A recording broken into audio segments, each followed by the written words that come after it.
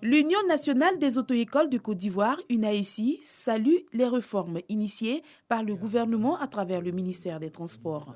Face à la presse, ils ont passé au peigne fin tous les dangers liés au manque de formation et les conséquences qui en découlent, notamment les graves accidents de la circulation. Désormais, que les Ivoiriens sachent qu'un permis de conduire, ça se mérite, c'est un examen. Et que là, les évaluateurs que nous avons en ce moment le font correctement.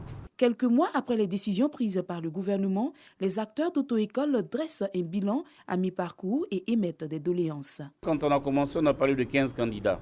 C'était vraiment l'idéal parce que là, on se disait, et on n'en voulait pas plus, mais on se disait que c'était un peu correct, c'était normal. Mais maintenant, quand on arrive à 7, voire même 2 à l'intérieur, c'est insignifiant pour une entreprise. Comment on paye les charges? On a une tutelle, on a un patron dans nos secteurs d'activité.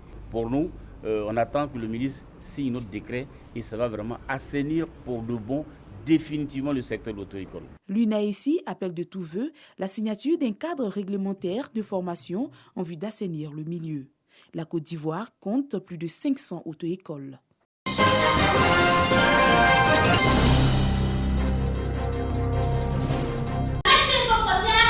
3 jours de travaux scientifiques autour de l'œuvre artistique de Were King. Stature d'une artiste complète, c'est l'angle des réflexions. L'Observatoire national de la vie et du discours politique. L'initiateur est un groupe d'enseignants-chercheurs. Elle est à l'international l'une des icônes les plus importantes de la culture ivoirienne en particulier et africaine en général.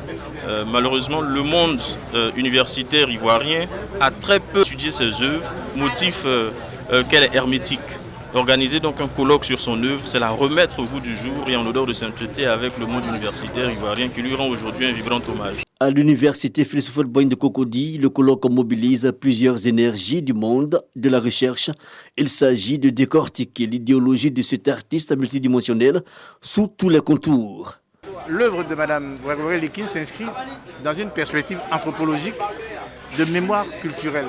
Et je crois que cette dimension doit être véritablement prise en compte par les chercheurs d'aujourd'hui. Metteur en scène, chanteuse, chorégraphe, romancière entre autres, Were King, de son vrai nom Edin Djok, est membre de l'Académie des sciences, des arts, des cultures d'Afrique et des diasporas africaines qui a tenu à l'honorer. L'Union africaine a remis en scène la Renaissance africaine, qui est en fait le permanent culturel du développement de notre continent.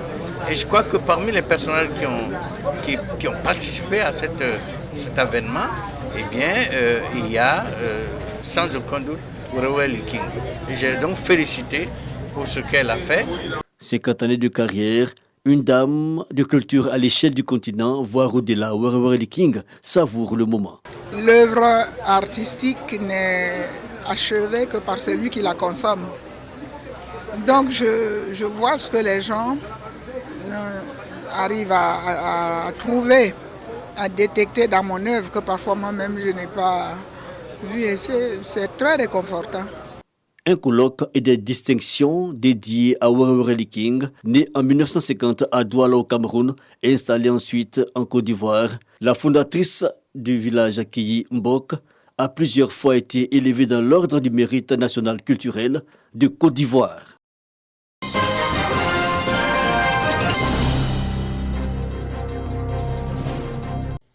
La pénétration de l'évangile dans la partie septentrionale de la Côte d'Ivoire reste un combat pour les différentes obédiences chrétiennes. En effet, le nord du pays reste encore majoritairement musulman et animiste. Pour accentuer l'évangélisation, l'église protestante Baptiste Œuvre et Mission Internationale se donne les moyens. 2 nouveaux temples de plus de 200 millions de francs CFA ont été dédicacés à Diara, région du Béré, et à Angano, région du Pourou. Ces lieux de culte pour donner un autre élan à l'évangélisation. Pour les natifs de ces localités, avec l'avancée de l'évangélisation, le Nord amorce un autre pan de son développement. Vous voyez, l'évangile apporte la vie, apporte le développement. C'est le socle de toute chose. Voyez-vous, dans toutes les villes qu'il y a eu l'évangile, aux années 1960, vous voyez que ces villes se sont développées. Depuis ces 3 années, nous voyons qu'au nord, l'évangile est en train de progresser, les âmes se donnent et toutes ces bénédictions apportent le développement. C'est vrai, il y a encore grand fait, mais aujourd'hui, avec tout ce qui se passe, nous disons qu'effectivement, les prières sont en train de monter vers le Seigneur. Robert Dion, dans son prêche, exhorte les peuples du Nord à accepter Jésus-Christ, le sauveur de l'humanité. Le président de l'église protestante, Baptiste Œuvre Mission Internationale, invite également les populations à la cohésion et à la paix. Nous sommes très heureux de voir que l'évangile progresse. Les parents s'ouvrent à l'évangile et ça, c'est un grand espoir pour le Nord. Je parle au nom du Seigneur. Il est reconnaissant à tous ceux qui mettent leurs mains dans l'œuvre qu'il bâtit. La construction des temples de Diarra et Ganon a été possible grâce à des bonnes volontés originaires du Nord. L'église protestante Baptiste Œuvre Mission Internationale compte à ce jour 1870 églises locales, 350 000 fidèles encadrés par 700 pasteurs.